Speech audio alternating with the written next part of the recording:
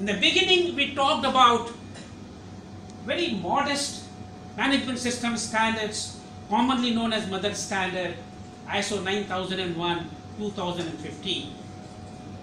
And the way it has been revised today, the ISO, the International Organization for Standardization, they have been able to let you know that any revised standard, what it is today, for that matter, even the OSHAs we just talked about, is going to have its life minimum 50 years hence.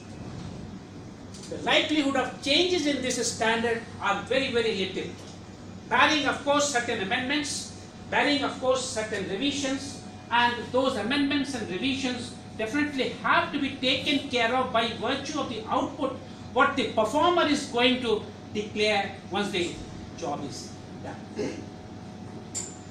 Any management system standards, there are quite a few management principles which are applicable to this.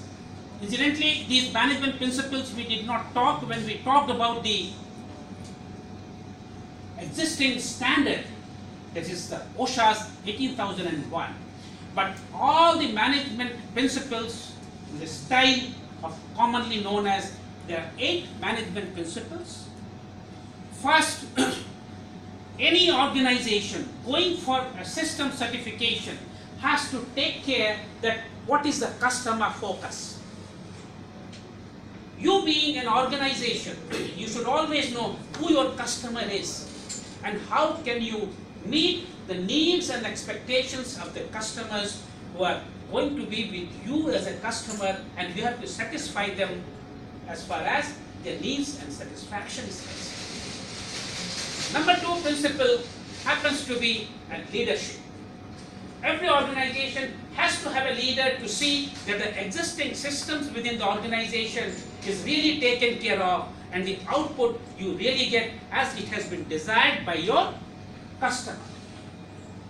The third principle happens to be the involvement of people. An organization, if it's having say 10,000 people, don't think that just 200 people will work on it and they'll be able to have the satisfactory output. My dear friends, no.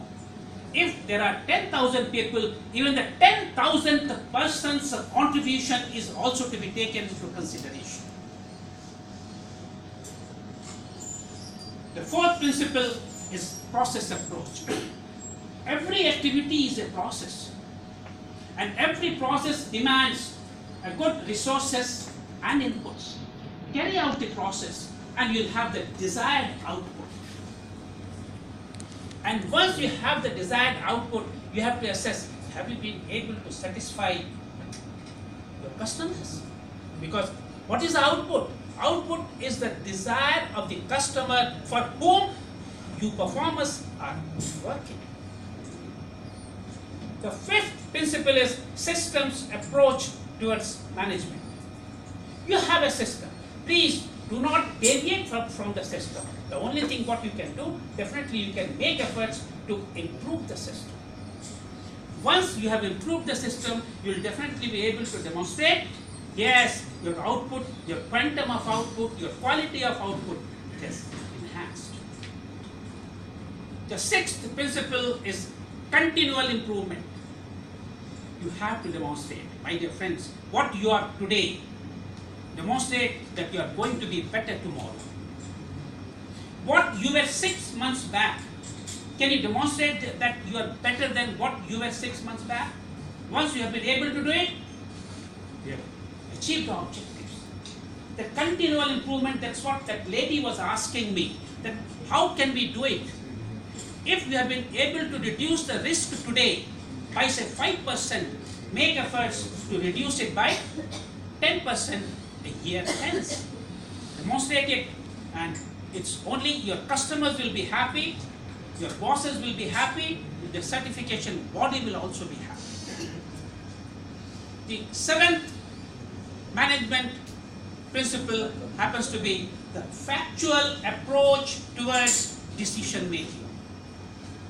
Every performer has to take a decision. Every leader has to take a decision. But the decision has to be based on the facts.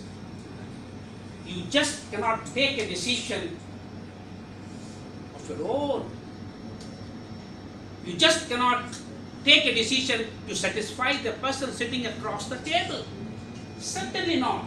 Otherwise, if you have taken a decision of this, sooner or later, it is going to reflect as the output.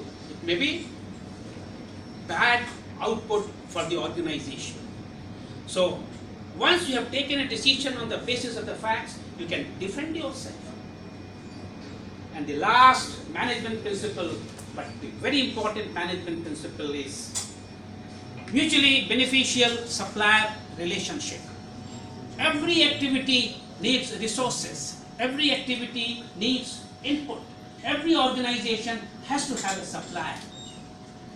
And once a supplier has been able to provide you the right inputs and the right resources, and your processes are perfect, there is no reason why you will not be able to have the right output through which your customers will be satisfied.